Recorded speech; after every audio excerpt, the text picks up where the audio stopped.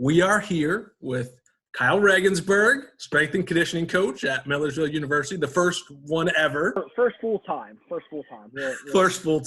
There've been a couple in here before me, but Indeed. Just wanted to check in with you. First of all, just how are you mentally doing with all this? Holding up? Still pretty happy? It's definitely been tough.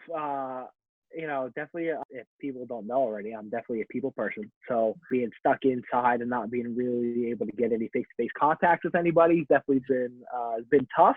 Doing my best to keep busy, keep active, keep doing things, and to just not sit around during this time, which is probably one of the easiest things to do. It's been quite different. But on the strength and conditioning side, have you talked to any athletes? Or what's your strategy? What's your plan for making sure they're still making gains, making sure they're still improving, or can you even keep tabs on them?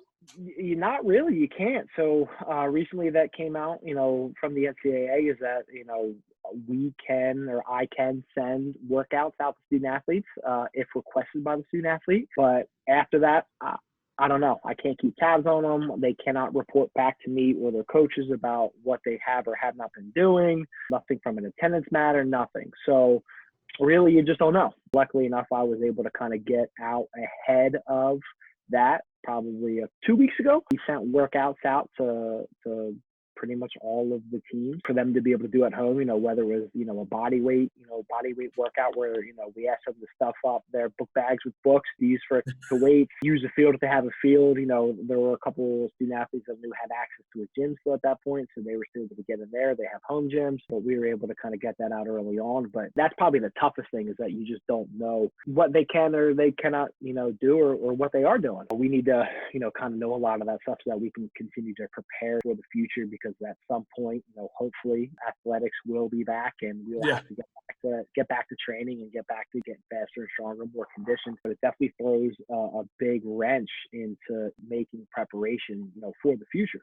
But let's go back to the start with you. What is it about strength and conditioning that made you want to get into it? And how did you get started? When did that light bulb go off? And when did you know that you wanted to sort of commit your career to it? My career has been all over the place. I played football, basketball, baseball, and soccer. I played all four until I was a sophomore in high school. It seemed like every winter I had some sort of injury.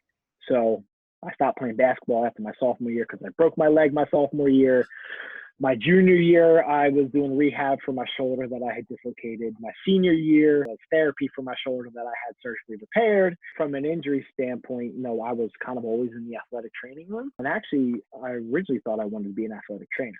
And then that turned into, I thought I wanted to be a physical therapist. When I was looking at schools, it's going to sound really strange, but I was choosing between engineering and choosing between physical therapy. And I ended up making the decision to go to Wilkes University to pursue engineering, where I played football and baseball my freshman year and the football my sophomore year. Throughout that time period, I'd kind of become a gym rat. I'm probably the least athletic member of my family. So I knew that I was going to have to do something to get better. And that's where this training mindset and this ability to train to get myself better kind of popped in. So for years, it was just kind of me in the weight room figuring things out, never really thinking about having a future in strength and conditioning. It was physical therapy or engineering. And then I had my first real exposure to strength and conditioning when I was at Wilkes and have my first, strength and conditioning coach there. And then luckily enough, I was able to transfer to Temple. I walked onto the football program at Temple for the spring semester, and then really kind of saw, hey, strength and conditioning's a thing, and I could do this. I could hang out with athletes all day and work out in the gym. And then as I was getting closer to graduating, I started doing my observational hours, physical therapy school, and applying, and I just realized, hey, this is just not my speed at all.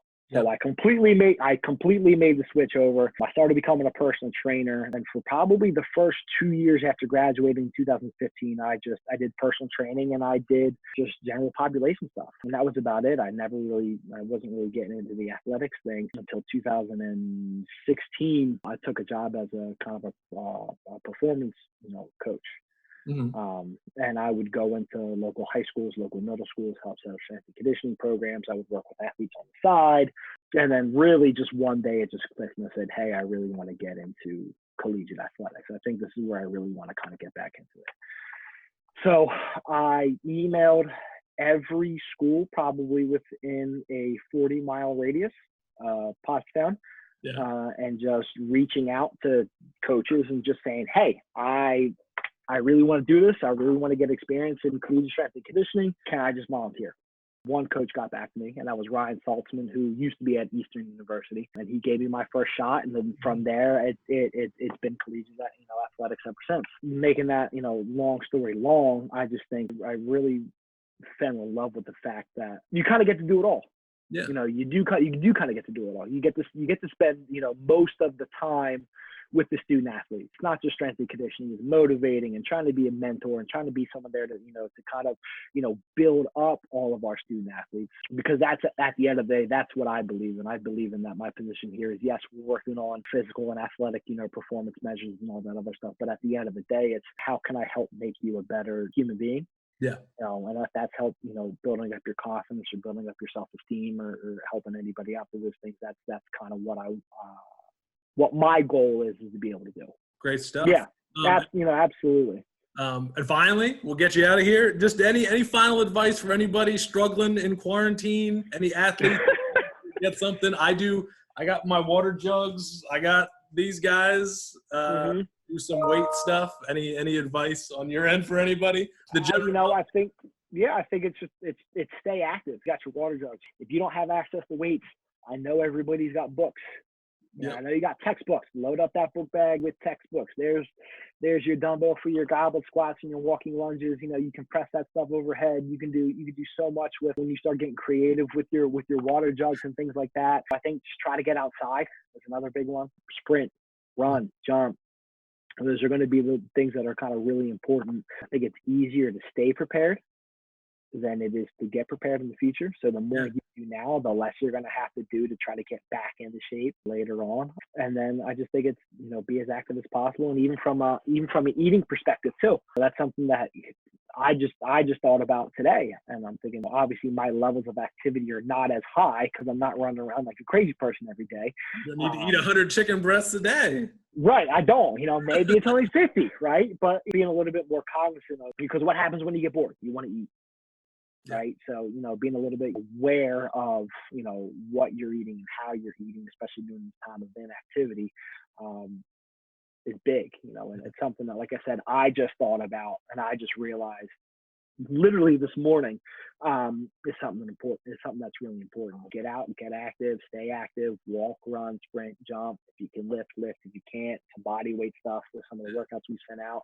And hopefully, all of the student athletes know if they have questions about anything, if they want programs, they can shoot me a text, they can email me, they can call me. My staff are here to kind of help everybody out through this strange time. Absolutely. We'll get through it somehow. Yes, we will.